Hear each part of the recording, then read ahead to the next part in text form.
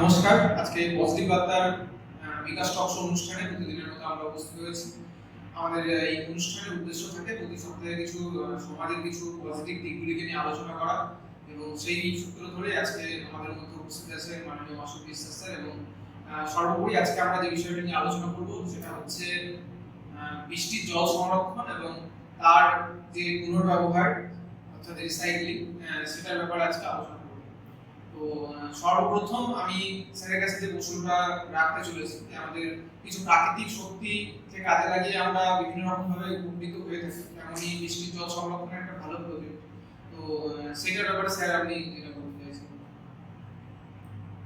Sir যেটা বললেন বৃষ্টির জল, আমরা জানি যে আমাদের প্রাকৃতিক যে শক্তিগুলো তৈরি হয় যেখান থেকে আমরা শক্তিগুলো পাই, তো যেমন ইলেকট্রিসিটি আছে, বিদ্যুৎ আছে, তো সেটা আমরা জানি কয়লা পুড়িয়ে সেখান থেকে তাপ বিদ্যুৎ যে তাপ থেকে আমরা শক্তি উৎপন্ন করতে পারি।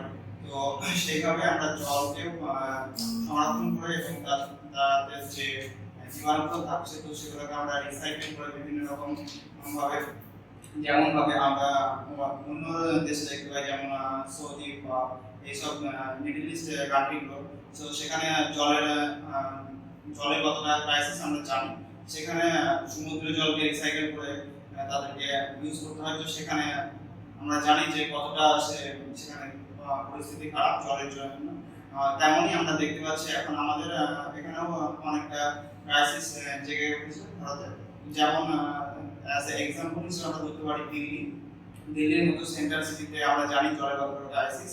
সেখানে ট্যাঙ্কারের মাধ্যমে জল পরিবেশন করা হয়।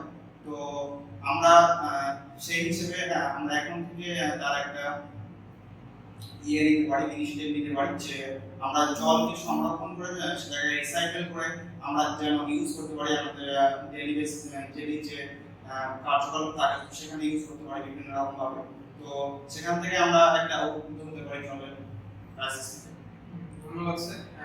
এই যে জলের সংরক্ষণ, বৃষ্টির জল সংরক্ষণ, তো এর মধ্যে আমরা কি কি প্রসেস অবলম্বন করতে পারি যার মাধ্যমে আমরা বৃষ্টির জল সংরক্ষণ করতে পারি? তো যখন বৃষ্টি আমাদের হচ্ছে, তো সেটা একটা টেম্পোরারি টাইমের জন্য বা একটা টেম্পোরারি সিজনের জন্য বৃষ্টিটা হয়।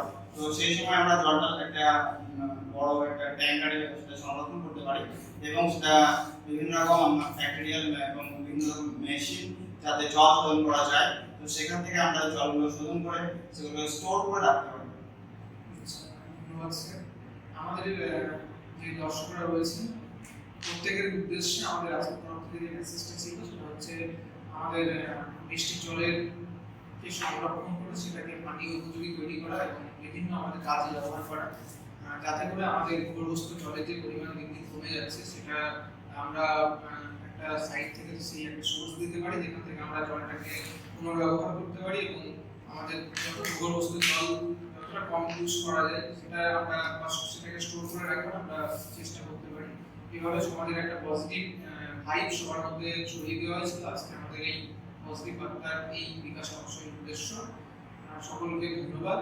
সকলে জল সংরক্ষণ করুন এবং সেটাকে পুনর্ব্যবহার করুন যাতে আমাদের জল আমরা অপচয় বন্ধ করতে পারি।